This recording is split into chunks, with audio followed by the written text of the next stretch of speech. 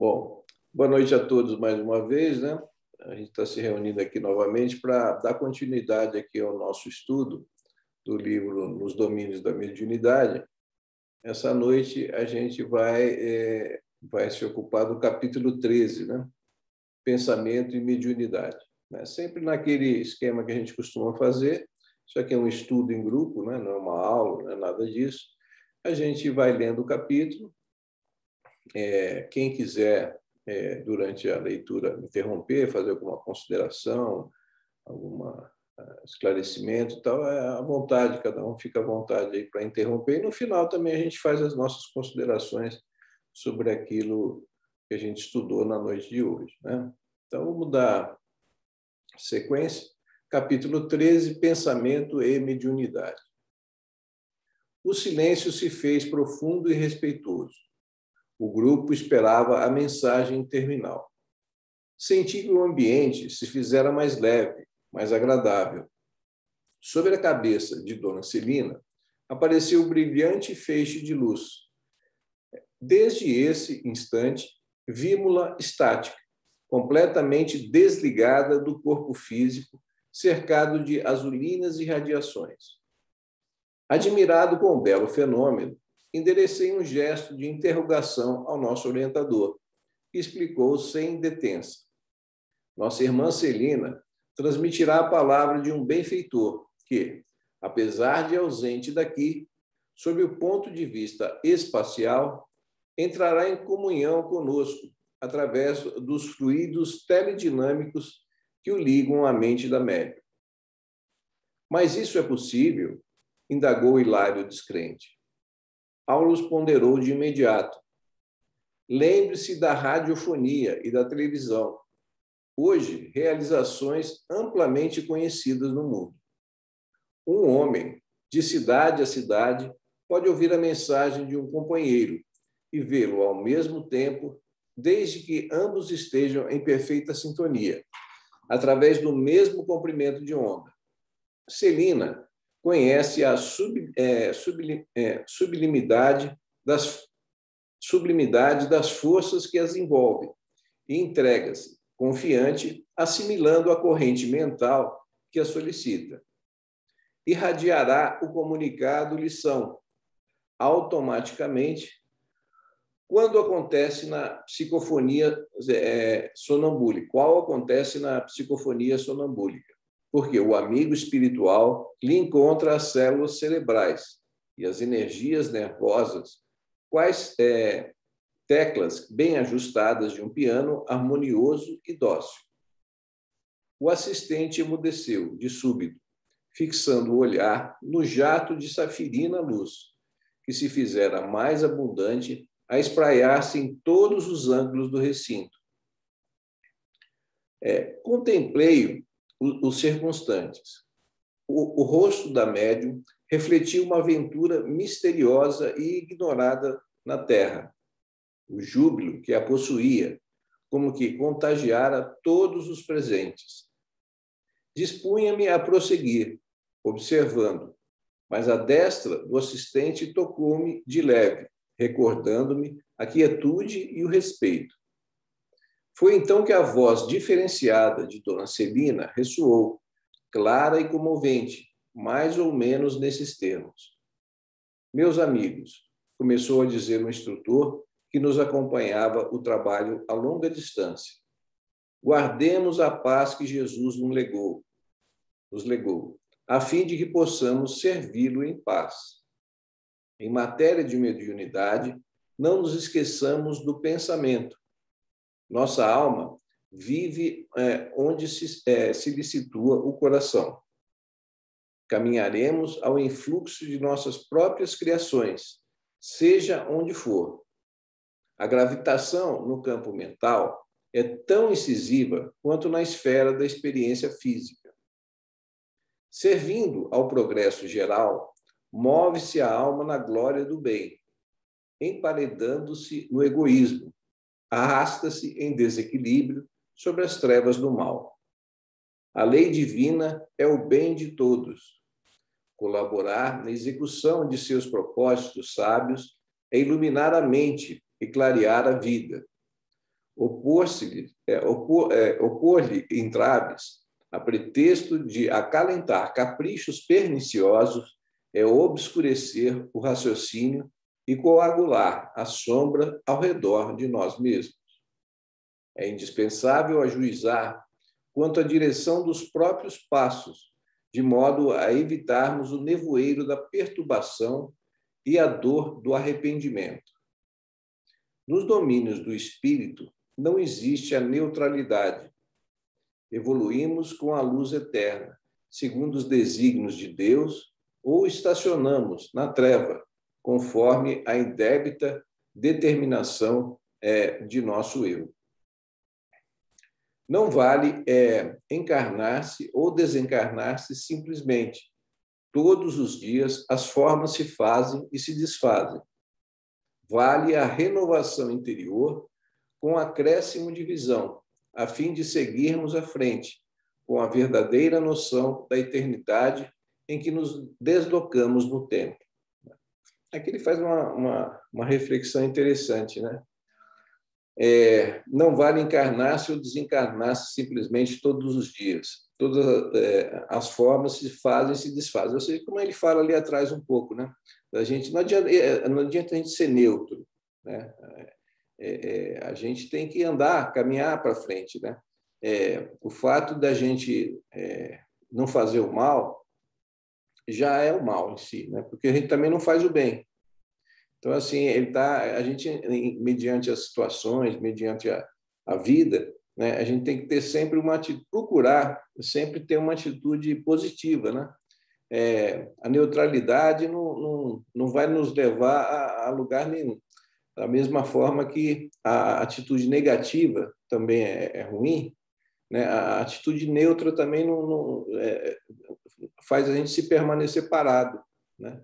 Então, tá uma reflexão interessante da gente fazer sobre a vida, né? Que é necessário, diante da vida, a gente ter uma atitude positiva, né? A atitude, não ter uma atitude negativa e ter uma atitude neutra também é permanecer estático, né? Então, é uma reflexão interessante.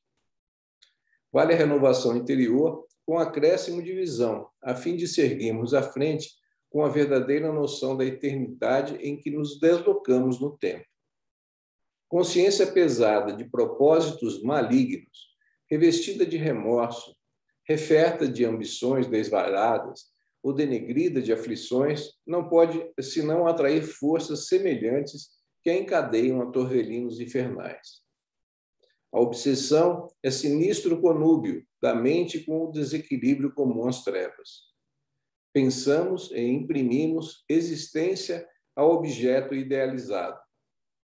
A resultante visível de nossas cogitações mais íntima, a resultante visível de nossas cogitações mais íntima denuncia a condição espiritual que nos é própria, e quanto se afinam com a natureza de nossas inclinações e desejos, aproximam-se de nós pelas amostras de nosso pensamento, né?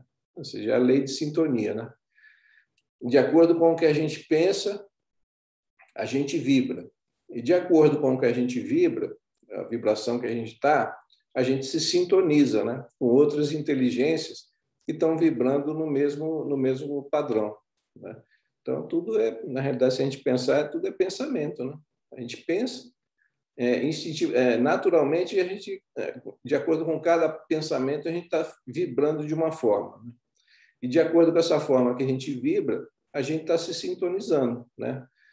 Como ele falou no começo, como se fosse uma rádio, você está sintonizando com aquelas inteligências que vibram, que pensam e vibram na mesma sintonia.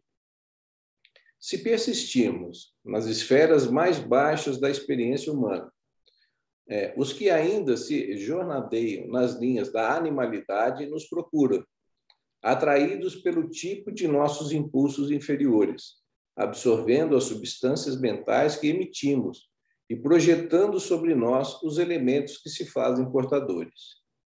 Então, além dessa sintonia, tem um intercâmbio de energia, né? Quer dizer, vai além só da sintonia, né? Imaginar é criar. E toda a criação tem vida e movimento, ainda que ligeiros, impondo responsabilidade à consciência que a manifesta. E como a vida e o movimento se vinculam aos princípios de permuta, é imprescindível analisar o que damos, a fim de ajuizar quanto àquilo que devemos receber. Né? Então, aqui ele volta a falar que toda a criação tem vida e movimento. A gente pode entender isso como as próprias formas de pensamento. Né? De acordo com o que a gente pensa, a gente cria formas de pensamento e elas criam vida. Né? Mesmo que temporária, aqueles pensamentos nossos criam vida própria. Né? E a gente está se relacionando sempre com eles. Quem apenas mentalize angústias e crime, miséria e perturbação, poderá refletir no espelho da própria alma outras imagens que não sejam as da desarmonia e do sofrimento. Um viciado entre os santos não lhes reconheceria a pureza, de vez que, em se alimentando das próprias emanações, nada conseguiria enxergar senão as próprias sombras. Quem vive a procurar pedras na estrada, certamente não encontrará apenas calhaus subservientes. Isso aqui é outra coisa bastante importante, né?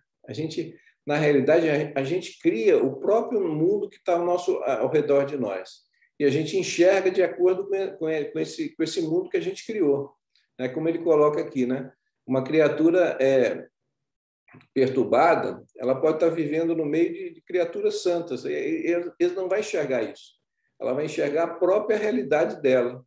Né? A mente cria a nossa realidade em volta. Né? Por isso que, às vezes, a gente vê pessoas, a gente fala, poxa, a gente não entende como é que essa pessoa pode raciocinar dentro desse tipo de pensamento. Hoje em dia, a gente vê muito isso, né, acontecendo. É que ela cria um mundo dela. É um mundo fora da realidade. Ela mentaliza aquele mundo e aquilo passa a ser um mundo real para ela. Não enxerga nada além daquilo. Né? Então, essa reflexão aqui que está sendo colocada aqui é uma coisa que a gente observa muito. Por isso que, às vezes, a gente não consegue entender, às vezes, o raciocínio de determinadas pessoas, porque cada um vive do seu próprio mundo que cria. Né? Como ele diz, quem vive a procurar pedras na estrada certamente não encontrará apenas calhaus subservientes. Quem se detenha indefinidamente na medição de lama está ameaçado de afogamento no lodo. O viajante fascinado pelos sarçais, à beira do caminho, sofre o risco de enlouquecer entre os espinheiros do mato inculto. Pode comer? Deixa eu falar um pouquinho. Açaí diet. Cuidado com a boca. Alguém quer falar alguma coisa? Não, eu vi uma coisa aí. Vigiemos os pensamentos, purificando-o no trabalho incessante do bem, para que arrojemos de nós a grilheta capaz de acorrentar-nos a obscuros processos de vida inferior. É da forja viva da ideia que saem as asas dos anjos e as algemas dos condenados. Pelo pensamento, escravizamos-nos troncos de suplício infernal, sentenciando-nos, por vezes, a séculos de peregrinação nos trilhos da dor e da morte. É aquilo que a gente já comentou até uma vez aqui há pouco tempo, de pensamento, de sintonia, né? Quando a gente comentou aquela passagem do Nosso Lar, do André Luiz, quando volta para casa e vê a esposa casada com outro. A gente comentou isso aqui outro dia. Ele está numa situação melhor, mas quando vem aquele impacto, aquele ciúme que ele sente naquele momento, imediatamente ele é transportado para o umbral novamente. Ele se vê naquela situação que ele se encontrava antes. Aí ele consegue se equilibrar, fazer uma prece, uma oração, se harmonizar. Aí ele consegue voltar para a casa dele, né, onde a esposa está casada, e tem até aquele trecho que o marido da esposa está doente, ele fluidifica a água do marido dela, e no dia seguinte ele está se sentindo bem melhor e tal. É exatamente isso. A gente pensou, a gente sintonizou. A gente sintonizou, a gente é levado exatamente para aquela campo vibracional que a gente se harmonizou, se sintonizou. Né? Esse trecho do livro ali ilustra bastante isso. Né? Satisfazer-se alguém com rótulo em matéria religiosa, sem qualquer esforço de sublimação interior, é tão perigoso para a alma quanto deter uma designação honorífica entre os homens com menosprezo pela responsabilidade que ela impõe. Títulos de fé não constituem meras palavras, acobertando-nos deficiências e fraquezas. Expressam deveres de melhoria, a que nos será lícito fugir, sem agravo de obrigações. Em nossos círculos de trabalho, desse modo, não nos bastará o ato de crer e convencer. Ninguém é realmente espírita à altura desse nome, tão só porque haja conseguido a cura de uma escabiose renitente, com o amparo de entidades amigas, e se decida, por isso, a aceitar intervenção do além-túmulo na existência.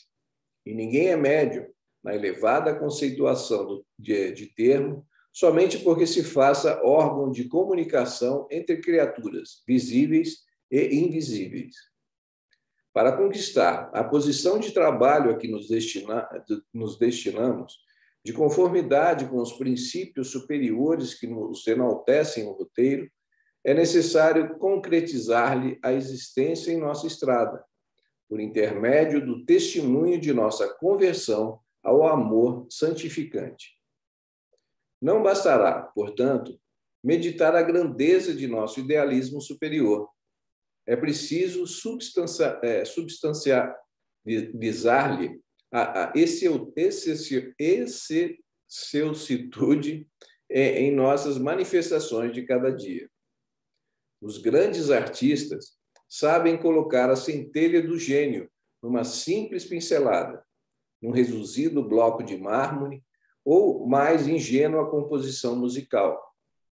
As almas realmente convertidas ao Cristo lhe refletem a beleza nos mínimos gestos de cada hora, seja na emissão de uma frase curta, na ignorada cooperação em favor dos semelhantes, ou na renúncia silenciosa que a apreciação terrestre não chega a conhecer. Nossos pensamentos geram nossos atos, e nossos atos geram pensamentos nos outros. Né? Aquilo que a gente vive sempre se retroalimentando daqueles que estão à nossa volta. Né? A gente pensa, a gente age, isso vai gerar uma reação em todos aqueles que estão em torno de nós. E a gente pode ser um impulso, né, positivo ou um impulso negativo, né, naqueles que nos cercam. Né, que a gente está sempre uns influenciando os outros. Né? Quando Kardec pergunta se os espíritos chegam a nos influenciar, né? Naquela pergunta do Livro dos Espíritos, eu não lembro exatamente qual é a pergunta, ele fala que muito mais do que influenciar, né? Às vezes eles nos dirigem. E isso não só faz dos desencarnados para os encarnados, mas vice-versa, né? Dos desencarnados para o encarnado, do encarnado para o desencarnado, do encarnado para o encarnado. Né? Então, a gente está sempre influenciando aqueles que estão em torno de nós. Por isso que os nossos atos, os nossos pensamentos são coisas que trazem comprometimento não só para nós, né? Mas para aqueles que estão em volta. Isso é comum a gente ver, né? Às vezes a gente está num círculo, alguém começa a reclamar, começa a falar alguma coisa, aquilo vai contaminando o grupo, né? Uma fila de banco, por exemplo, alguém começa a reclamar na fila de... Está tudo calmo. Alguém numa fila de banco chega e começa: nossa, mas esse pessoal dos caixas não trabalha, olha como demora, daqui a pouco todo mundo começa a se contaminar naquele ambiente, daqui a pouco todo mundo está reclamando, está todo mundo naquela mesma vibração, naquela mesma sintonia que aquela pessoa, vamos dizer assim, foi como se fosse um start ali para aquela situação toda começar a acontecer, né? Nossos pensamentos geram nossos atos e nossos atos geram pensamentos nos outros. Né? Inspiremos simpatia e elevação, nobreza e bondade, junto de nós, para que não nos falte amanhã o precioso pão da alegria. convicção de imortalidade, sem altura de espírito que lhe corresponda, será projeção de luz no deserto. Mediação entre dois planos diferentes, sem elevação de nível moral, é estagnação na inutilidade. O pensamento é tão significativo na mediunidade quanto o leito é importante para o rio. Ponde as águas puras sobre um leito de lama pútrida e não tereis senão escura corrente de viciação. Indubitavelmente, divinas mensagens descerão do céu à terra. Entretanto, para isso, é imperioso construir canalização adequada. Jesus espera pela formação de mensageiros humanos capazes de projetar no mundo as maravilhas do seu reino. Aqui, assim, é importante a gente ver a importância de se ter médiuns preparados que possam receber essas comunicações que vêm do mais alto, né? Então, assim, é como se fosse o leito, como ele diz, né? A comunicação que vem do mais alto é a água límpida. E o médium é o leito do rio. Se você tiver um leito todo sujo, aquela água vai ficar toda turva, né? Você perde toda a pureza daquela água. Ele faz essa analogia que é bem interessante, né, em relação ao médium. Se o médium também não procurar se harmonizar com essa mensagem que vem, ele vai só turvar, vamos dizer, turvar aquela mensagem, aquele pensamento límpido que é para ser transmitido, né? Para atingir esse aprimoramento ideal, é imprescindível que o detentor de faculdades psíquicas não se detenha no simples intercâmbio. Ser-lhe-á indispensável a consagração de suas forças às mais altas formas de vida, buscando na educação de si mesmo e no serviço desinteressado a favor do próximo o material de pavimentação de sua própria senda.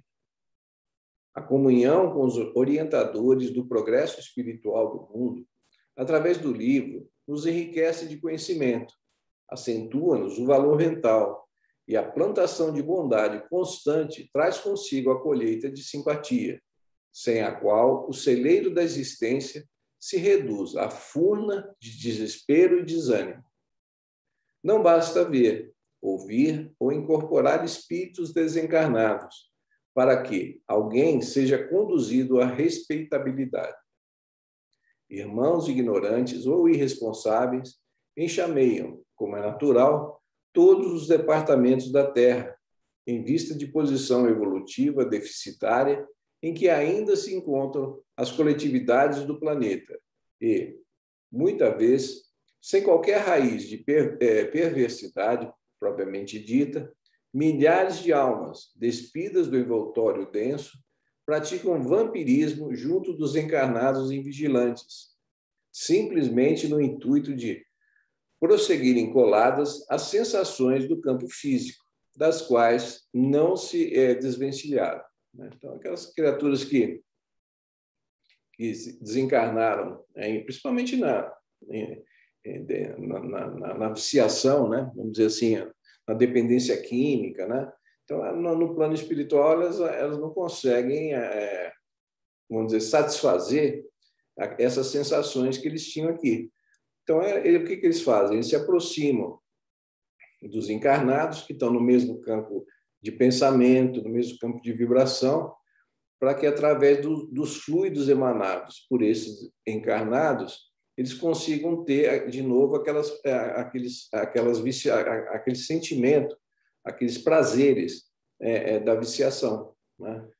Então, se a gente for num bar, está cheio de alcoólatra ali, várias pessoas bêbadas ali, emanando aqueles fluidos de álcool, a gente vai ver ali uma série de desencarnados em torno ali, nesse mesmo campo de viciação, vampirizando esses encarnados que ali se encontram, né? Toda tarefa para crescer exige trabalhadores que se dediquem ao crescimento, à elevação de si mesmos. Isto é demasiado claro em todos os planos da natureza. não há frutos na árvore nascente. A madeira, não desbatada, é incapaz de servir com eficiência ao santuário doméstico. A areia movediça não garante a sustentação. Não se faz luz na candeia sem óleo.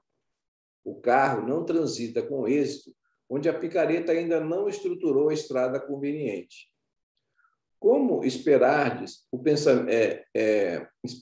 pensamento divino, onde o pensamento humano se perde nas mais baixas cogitações da vida?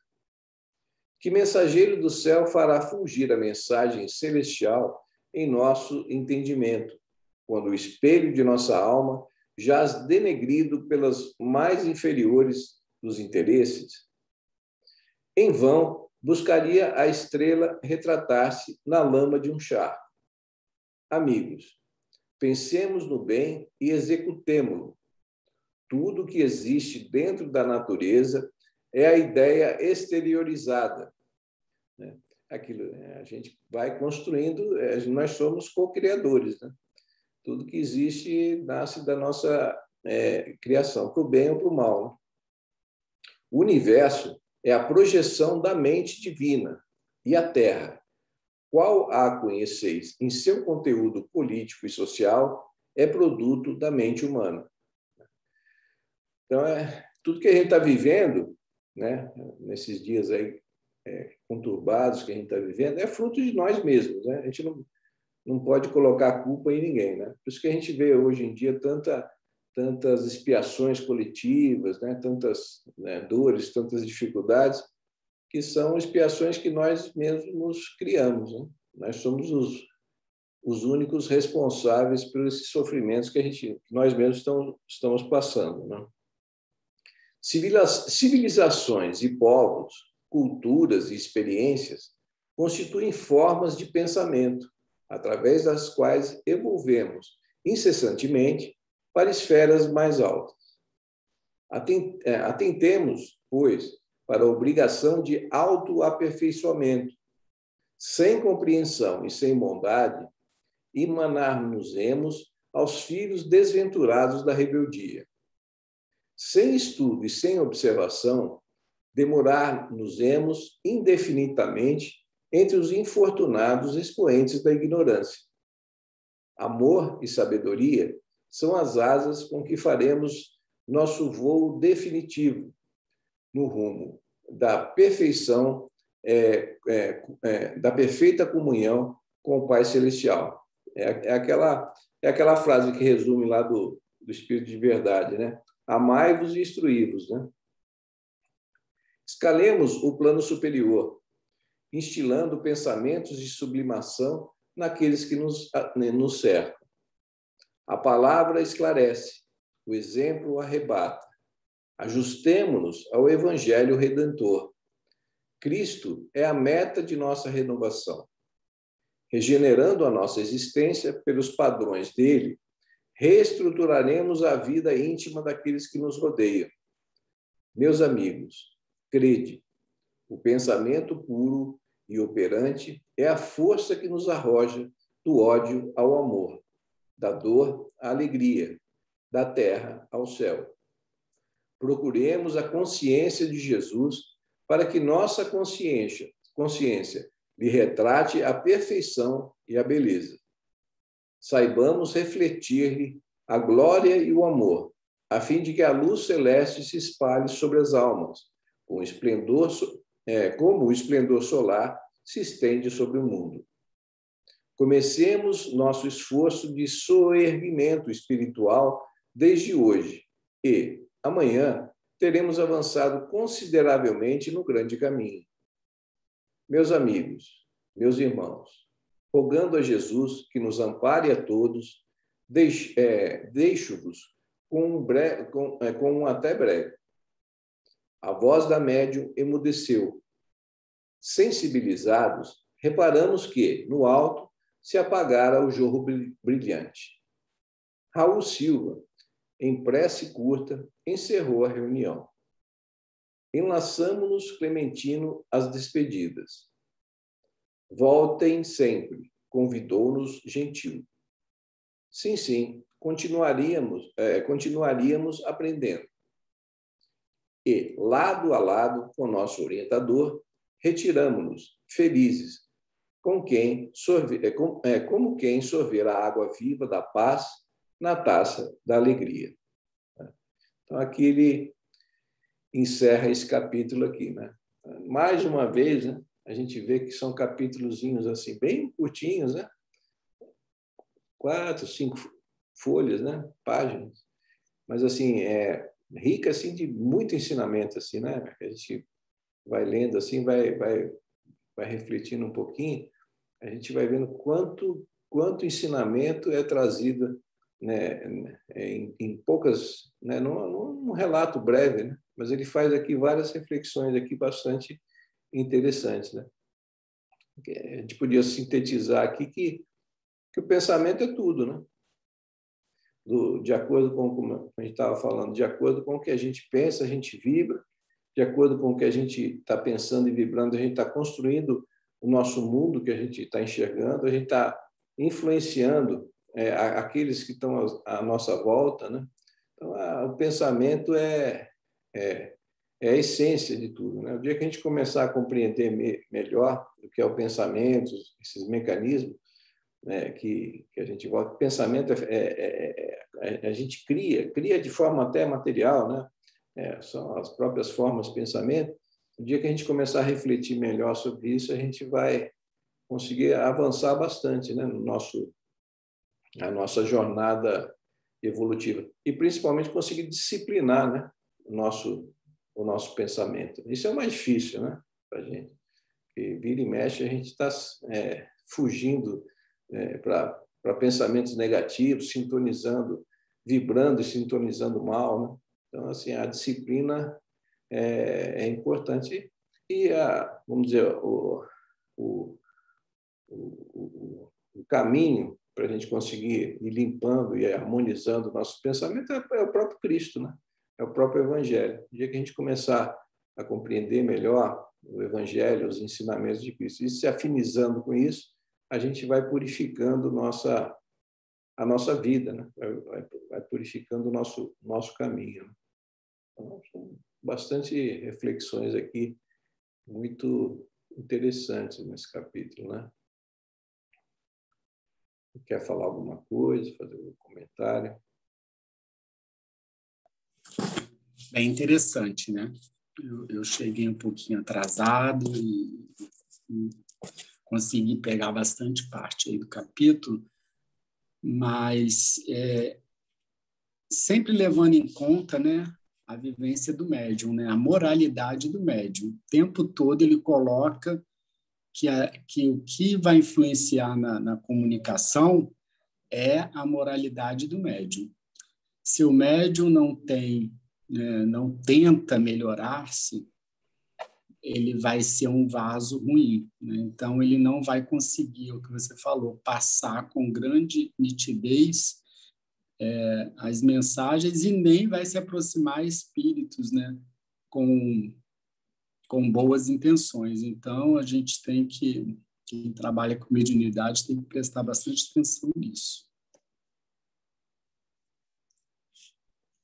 Aquele exemplo que ele dá do rio, né? Da água límpida fluindo no rio, com leito lamacento, é bem interessante, né? Aquela analogia que ele fez.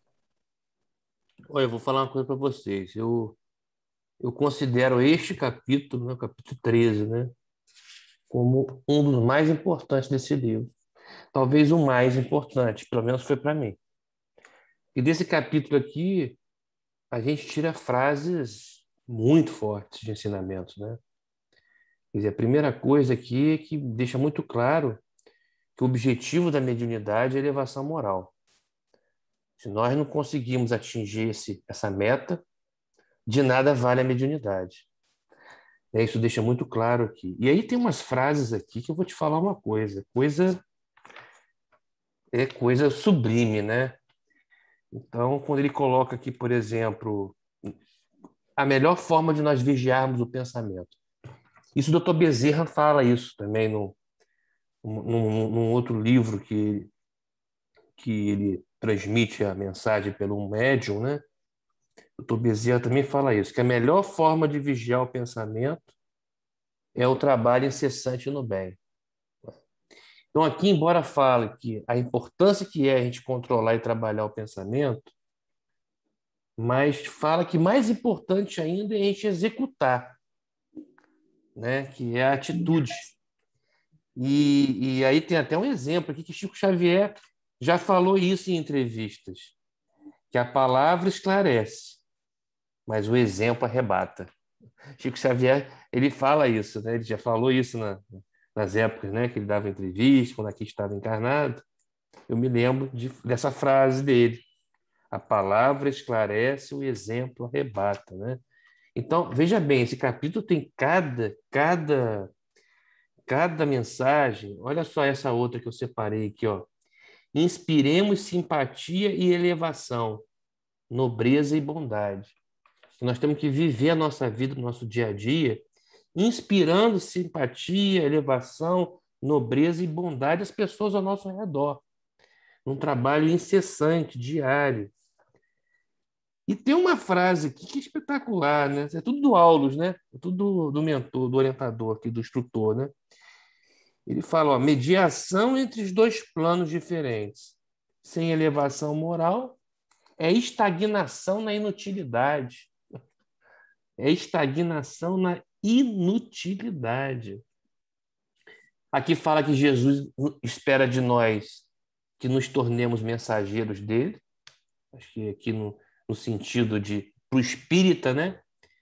Um dos deveres do espírita é se tornar um mensageiro de Jesus. E para isso não pode ter personalismo, né? Porque se tiver personalismo, você já desvia, você não consegue, né, cumprir essa missão do espírita, né? Eu estou falando em relação ao espírita, né? Aqui fala que Emmanuel também fala isso, né? As duas asas da liberdade, da nossa ascensão para Deus, amor e sabedoria. Isso aqui é um ensinamento do Aulus também, né? Amor e sabedoria são as asas com que faremos nosso voo definitivo no rumo da perfeita comunhão com o Pai Celestial. Quer dizer, isso aqui, ou seja, aqui está dando a receita de bolo, né? Aqui está dando a receita de bolo. Que nós temos que instilar pensamento de sublimação nas pessoas que nos cercam. Olha só, instilar pensamento de sublimação nas pessoas que nos cercam, né? Não basta pensar no bem, nós precisamos executá-lo. Então, essas mensagens aqui que eu separei, que são todas aqui mensagens trazidas pelo instrutor Aulus, né? Que André Luiz nos traz aqui nessa obra, são fantásticas, né? São fantásticas. Eu posso dizer para vocês aqui que, sem dúvida nenhuma, se eu pudesse escolher aqui um capítulo, André, escolhe um capítulo aí. É esse. É esse. Pensamento e mediunidade. Realmente que você estava falando aí da gente, através do amor e das duas asas, né? É aquela frase mesmo do Espírito de Verdade, né? Amai-vos e instruí-vos.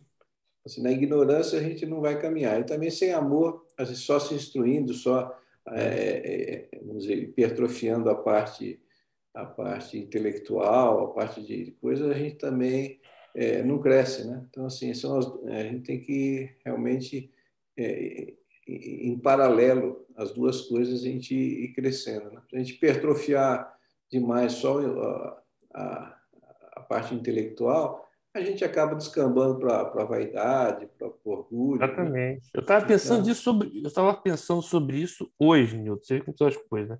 Hoje eu pensei nisso, né? Do que vale a gente estudar tanta intelectualidade, se a gente não colocar isso em prática, né? Isso aí se torna inútil, na verdade, né? Então, eu acho que a gente está num momento agora.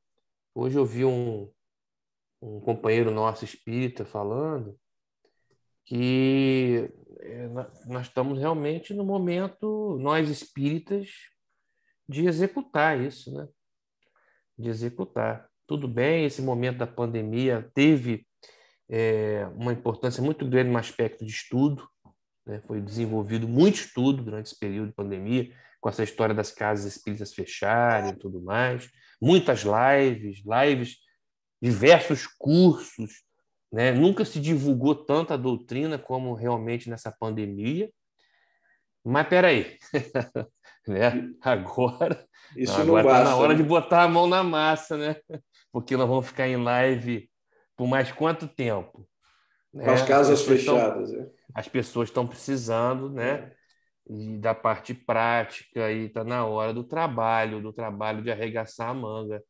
Eu acho que tem que tomar muito cuidado, porque é acomodação, e também nós sabemos, nós estamos numa batalha nos dois planos enorme, né? Que é a batalha entre a luz e as trevas, né? Então, as trevas fazem com que a gente tente ficar acomodado mesmo, né? Quanto mais acomodado ficarmos, inertes, né? Melhor para as trevas. Quanto mais atuarmos e ativos, mais vamos poder clarear. Então, está na hora de realmente nós sermos mais ativos. Uma É aquilo reflexão muito importante. que ele fala nesse capítulo aqui mesmo, né, André? Da necessidade de a gente agir positivamente, né?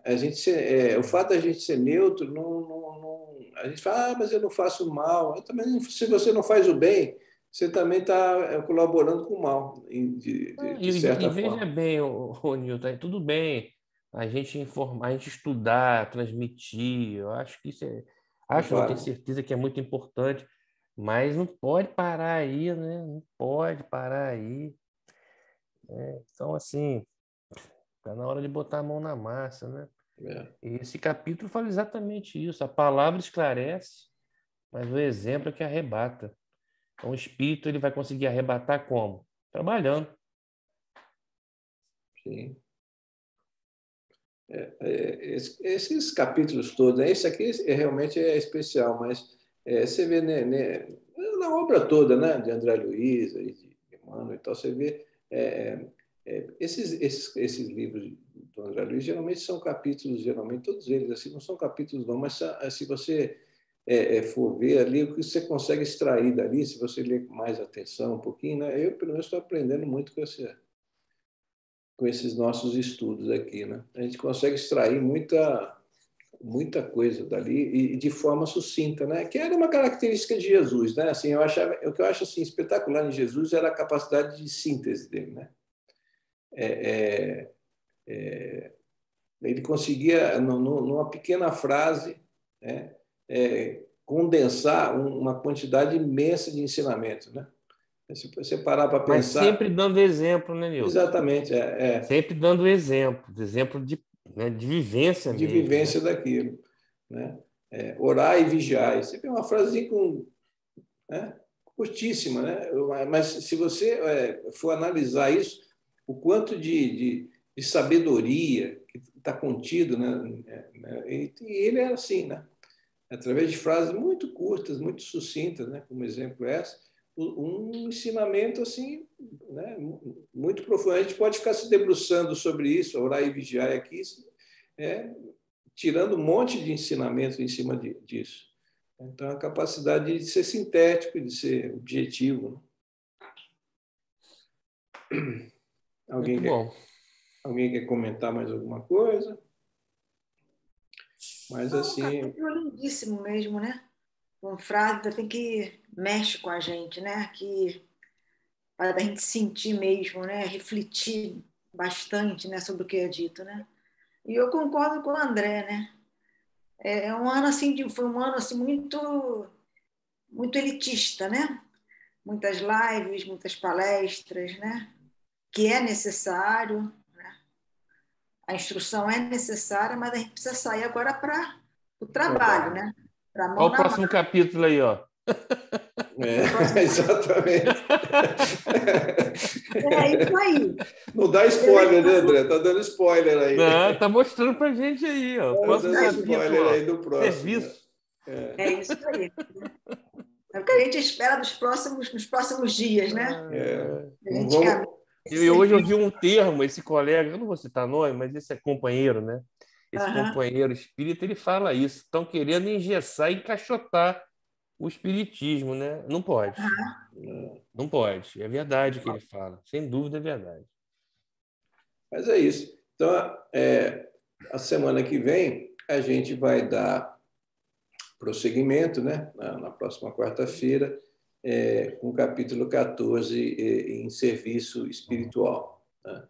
Então, para encerrar, desejar uma boa noite a todos aí e a gente se encontra novamente na próxima semana. Tá bom? Uma boa noite aí para todos.